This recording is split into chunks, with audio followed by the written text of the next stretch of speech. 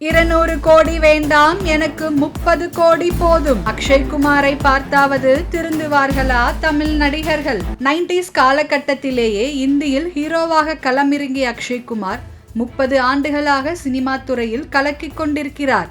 இவர் காதல், sentiment, action, commercial என அனைத்து வகையான படங்களிலும் நடிப்பதால் இந்தியில் மட்டுமில்லாமல் தமிழிலும் ஏராளமான ரசிகர்களை வைத்திருக்கிறார்.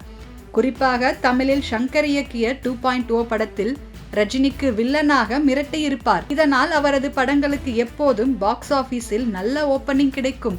ஆனால் வெற்றி மேல் வெற்றி கொடுத்த அக்ஷய்குமாரின் கால்ஷீட்டுக்கு பாலிவுட் தயாரிப்பாளர்கள் காத்து கிடந்தது எல்லாம் பழைய வரலாறு. முதலில் எல்லாம் அக்ஷய் நடிக்கும் படங்களில் நன்றாக கல்லா கட்டிவிடலாம் என்ற நிலை இருந்தது. ஆனால் சமீபத்தில் வெளியான அக்ஷய்குமாரின் பல படங்கள் எதுவும் எதிர்பார்த்ததை போல் வெற்றி பெறவில்லை.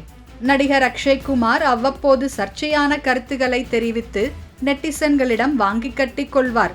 இதனால் அக்ஷய்குமாரும் அவரது படங்களும் தொடர்ந்து பாய்காட் செய்யப்படுகின்றன. இதன் காரணமாக அக்ஷய்குமார் நடிப்பில் அடுத்தடுத்து பிரம்மாண்டமாக வெளியான 9க்கும் மேற்பட்ட திரைப்படங்கள் தரை தட்டிய கப்பலாக வசூலில் நிலை தடுமாறின.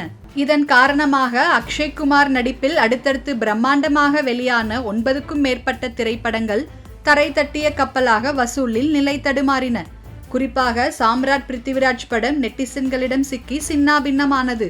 மேலும் தொடர்ச்சியாக அக்ஷய்குமாரின் படங்கள் தோல்வியடைந்து வருவதால் இந்தி திரையுலகமே அதிர்ச்சியில் ஆழ்ந்துள்ளது. மேலும் அவரது கைவசம் இன்னும் சில படங்கள் உள்ளதால் அதன் நிலைமை என்னவாகுமோ என பல இயக்குநர்களும் கவலையில் இருக்கின்றனர். இந்நிலையில்தான் அக்ஷய்குமாரே மனம் மாறி தனது சம்பளத்தை அதிரடியாக குறைத்து விட்டதாக கூறப்படுகிறது. அவரின் இந்த திடீர் முடிவு சினிமா வட்டாரத்தில் பெரும் புயலை கிளப்பியுள்ளது. ஒரு படத்திற்கு 100 முதல் 200 கோடி வரை சம்பளம் வாங்கி வந்த அக்ஷய்குமார் இனிமேல் 20 கோடி மட்டும் சம்பளமாக போதும் என்ற முடிவுக்கு வந்துவிட்டாராம். மேலும் அவருக்கு 100 கோடி ரூபாய் சம்பளம் கொடுத்தாலும் அவர் 100 நாட்களுக்கும் குறைவாகவே கால்ஷீட் கொடுப்பதாக தெரிகிறது.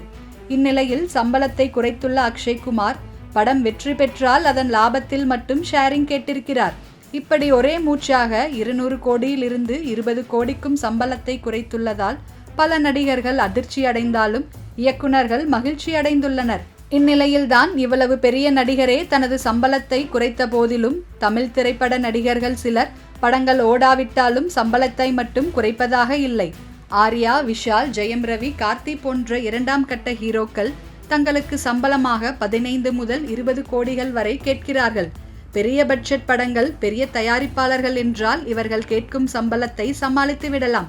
ஆனால் படத்தின் பட்ஜெட்டே 20 கோடிகள் தான் என்றால் இது சாத்தியமில்லை என்றும், படங்கள் ஓடினாலும் பரவாயில்லை, இவர்களது படம் முதலுக்கே மோசமாய் முடிகிறது என தமிழ் திரைப்பட இயக்குநர்கள் குற்றம் சாட்டுகின்றனர்.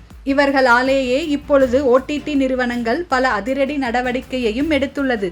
அதிக விலை கொடுத்து வாங்கியும் பல படங்கள் OTTக்கு நஷ்டத்தை கொடுத்து வருவதால் சில ஹீரோக்களின் படங்களை அதிக தொகை கொடுத்து வாங்க முடியாது என முட்டுக்கட்டைகள் போட்டு வருகிறது. இந்நிலையில்தான் நடிகர் அக்ஷய்குமாரை பார்த்தாவது தமிழ் நடிகர்கள் திருந்த வேண்டும் என பல இயக்குநர்கள் கூறி வருகின்றனர்.